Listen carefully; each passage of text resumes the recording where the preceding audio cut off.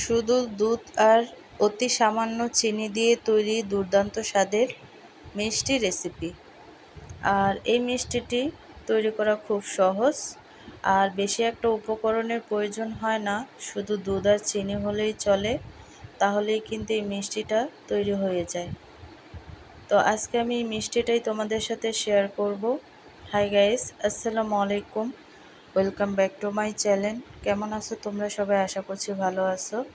আল্লাহর রহমতে আমি অনেক ভালো আছি। তো গাইস, আজকে আমি তৈরি করব শুধু দুধ আর অতি সামান্য চিনি দিয়ে তৈরি দুর্দান্ত স্বাদের মিষ্টি।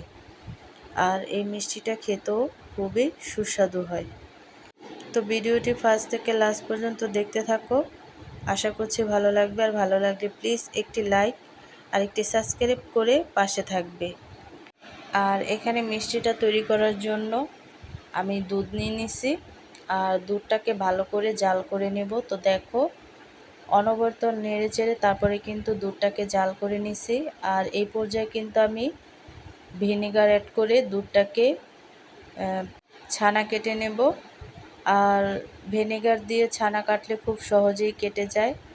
তোমরা চাইলে লেবুর রসটাও ইউজ করতে পারো। তো দেখো, দুধের ছানাটা কিন্তু কেটে গেছে, যার ফলে পানিটা অনেকটা স্বচ্ছ হয়ে গেছে। তো ছানাটা কাটা যেহেতু হয়ে গেছে, তো এই পর্যায়ে এসে আমি একটা ছাঁকনির সাহায্যে এই ছানাটাকে ভালো করে ছেঁকে নেব। তো দেখো, আর এই ছানাটা ছেঁকে নেওয়ার পরে কিন্তু এখানে আমি ঠান্ডা পানি অ্যাড করে দেব, যাতে ছানাটা অনেকটা শক্ত না হয়ে যায়। তো এই ছানাটাকে কিছুক্ষণ আমি একটু পানিটা ঝরিয়ে নেব। তো দেখো, খুব সহজেই কিন্তু ছানার পানিগুলো ঝরিয়ে নিছি। তো এই পর্যায়ে এসে এই ছানাটাকে আমি খুব ভালো করে মতে নেব। অনেকটা রুটির ডো যেভাবে মতে সেভাবে করেই কিন্তু এই ডোটাকে আমি মতে নেব, হাতের তালু দিয়ে। তারপরে কিন্তু এই ছানাটাকে আমি মতে নিছি। তো এই পর্যায়ে এসে এখানে আমি নিয়ে নিছি দুধ। আর দুধটাকে কিন্তু অনবরত নেড়েচেড়ে জাল করে নিছি। আর এখানে আমি অ্যাড করে দিচ্ছি গুঁড়া দুধ। আর গুঁড়া দুধটা দেওয়ায় কিন্তু টেস্টটা আর একটু বেড়ে যায়। তো গুঁড়া দুধটা দেওয়ার পরে এখানে আমি দিয়ে দিচ্ছি চিনি। তো চিনিটা যে যেমন খাও তেমনই দিতে পারো। তো দেওয়ার পরে কিন্তু অনবরত নেড়েচেড়ে দুধটাকে ঘন করে নিছি। আর এই পর্যায়ে এসে এখানে আমি অ্যাড করে দেব যে ছানাটাকে আমি আগে থেকে রেডি করে রাখছিলাম, সেই ছানাটা। তো ছানাটা দেওয়ার পরে কিন্তু আমি অনবরত নেড়েচেড়ে এই ছানাটাকে মিক্স করে নেব। তো দেখো, খুব ভালো করে নেড়েচেড়ে তারপরে কিন্তু এই ছানাটাকে মিক্স করে নিতে হবে। আর মিক্স করে নেওয়ার পরে দেখবে যে ছানাটা একেবারে ঘন হয়ে গেছে।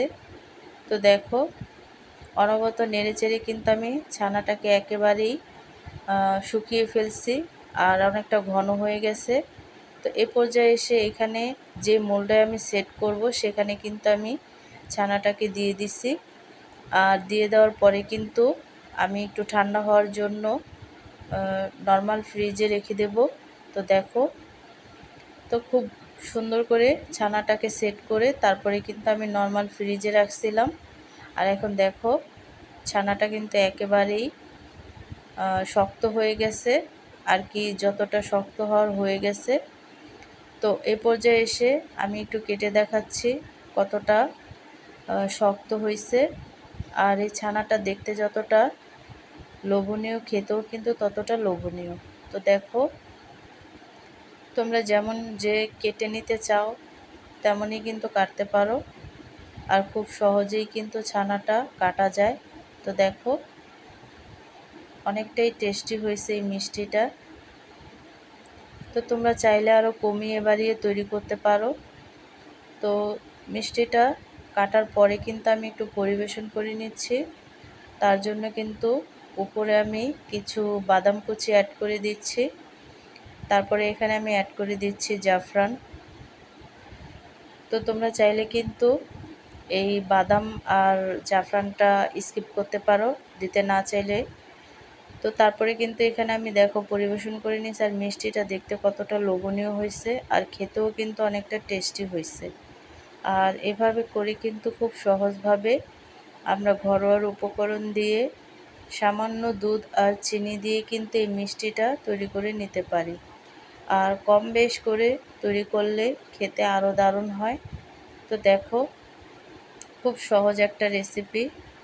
তো আজকের রেসিপিটা কেমন লাগছে অবশ্যই কিন্তু কমেন্টে জানাবে। তো অন্য কোনো